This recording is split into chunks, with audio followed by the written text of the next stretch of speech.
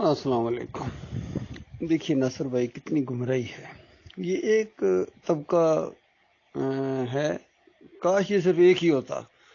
لیکن مسئلہ یہ ہے کہ ہر ایک کے اپنے گھوڑے ہیں جن کو پوجا جا رہا ہے، ہر ایک کے اپنے بت ہیں جن کی حفاظت کی جا رہی ہے۔ دوسروں کے بتوں کو توڑتے ہیں اور اپنے بتوں کی حفاظت کرتے ہیں۔ ہر مسلک یہی لگا ہوا ہے، ہر فرقہ یہی لگا ہوا ہے۔ دیکھیے کس طرح یہ بریلوی لوگ ہیں، مزارات کی پوجا کرتے ہیں، پیروں کی پوجا کرتے ہیں، اپنی خواتین کو ان کے سامنے جا کر بٹھاتے ہیں۔ کوئی ان کو ہوش نہیں ہے کہ شرم و حیا کیا چیز ہوتی ہے۔ بس ان کے دماغ کے اندر وہ پیر صاحب چلے گئے، جس طرح شیعوں کے دماغوں کے اندر گھوڑا چلا گیا، بنی اسرائیل کے مشرکین کے اندر بچھڑا چلا گیا تھا، اور ان کو بتایا گیا یہ کیسا تمہارا ایمان ہے، اور کیسے تم مسلمان ہو، کیسے مومن ہو، تمہارے دماغوں کے اندر سے بچھڑا نہیں نکل رہا ہے۔ اسی طرح شیعوں کے دماغوں کے اندر سے یہ گھوڑا نہیں نکل رہا ہے، بریلویوں کے دماغوں کے اندر سے پیر بابے اور یہ مزارات نہیں نکل رہے ہیں، دیوبندیوں کے دماغوں کے اندر سے یہ اپنے یہ بزرگ ہیں کہ فلاں میرے بزرگ ہیں جنہوں نے یہ بتا دیا تھا، چاہے اللہ کی کتاب کو جٹلا کر مرے ہوں وہ بزرگ، ان کے قاسم نانوتوی سے لے کر نیچے گنگوئی اور تھانوی اور نیچے یہ طاہر القادری اور کیا نام ہے طارق جمیل تک، فضل الرحمان، یہ سارے کے سارے اسی سلسلے کی یہ کڑیاں ہیں۔ پھر اہل حدیثوں کا بھی معاملہ کچھ ان سے مختلف نہیں ہے۔ انہوں نے یہ عقیدہ دیا، اہل حدیثوں نے، ان کے بڑے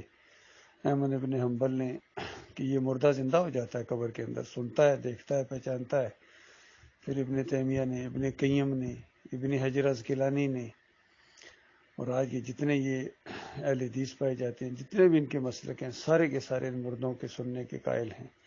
کہ مردہ اور سنتا اندازہ لگائیے۔ یہ بھی ایک عجیب و غریب بات ہے، جس طرح گھوڑے کے اوپر آپ حیران ہو رہے ہیں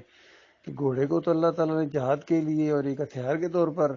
استعمال کرنے کے لیے ایک یعنی پیدا کیا تھا، تو جہاد کرنے کی بجائے اس کے اوپر بیٹھ کے اللہ کے راستے میں جہاد کرنے کی بجائے، شرک اور کفر کو خاتمہ کرنے کی بجائے تم نے اسی گھوڑے کی پوجا کرنا شروع کر دی۔ تو یہ تو بالکل اس طرح ہے جس طرح کوئی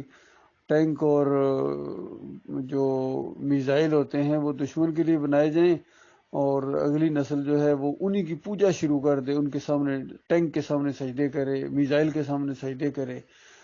اور پکاریں لگائے کہ یا میزائل مدد، یا میزائل المدد، پھر میزائلوں کے نام کی نظر و نیاز کرے، پکاریں لگائے۔ تو بتاؤ اس قوم کو کیا کہا جائے گا؟ جاہل ہی کہا جائے گا، نہ جانور کہا جائے گا، بلکہ جانوروں سے بدتر کہا جائے گا۔ جانور بھی اس طرح کی حرکت نہیں کرتے ہیں، لیکن یہ انسان ہو کے عقل حیران ہے کہ یہ انسان ہو کے کیا کیا حرکتیں کر رہا ہے۔ تو لہذا ضرورت اس بات کی ہے کہ ہر بت کا انکار کیا جائے، ہر بت کا انکار کیا جائے۔ جو گنبد سے جا کے بیٹھے ہیں ان کے بارے میں کیا خیال ہے؟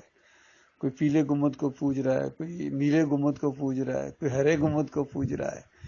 اور انہی کو اپنا امام بنایا جاتا ہے اور سمجھا جاتا ہے 27 گنا ملے گا۔ یہ فریب کاریاں چلنے والی نہیں ہیں، یہ فریب کاریاں چلنے والی نہیں ہیں۔ لہذا ترس کھاؤ اپنی جان کے اوپر، اپنے بیوی بچوں کے اوپر، اپنے رشتہ داروں کے اوپر، اپنی قوم کے اوپر اور پھر انسانیت کے اوپر،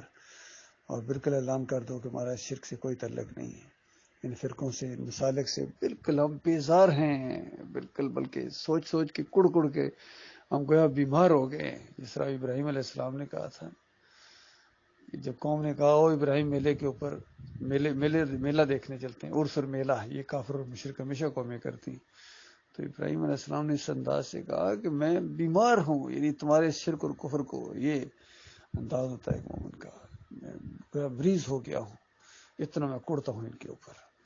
بہرحال اللہ تعالیٰ کی طرف سے بھی اپنے بندوں کو تسلی ہے کہ ایک حد تک پریشانی تو ہے لیکن اس سے آگے نہیں، یہ اللہ کا منصوبہ ہے، اسی مقصد کے لیے ان کو پیدا کیا گیا ہے۔ ان کے سامنے حق اور باطل دونوں چیزیں آئیں گی، اللہ ان کو موقع دے رہا ہے، آزمائش ہو رہی ہے کہ ان کو اللہ موقع دے رہا ہے، اور اس کے بعد اگر ان کی آنکھیں نہ کھلی مرنے سے پہلے تو اس کے بعد جہنم کی آگ کا یہ ایندھن بن جائیں گے۔ اللہ تعالیٰ اس خوفناک انجام سے اپنی پناہ میں رکھے۔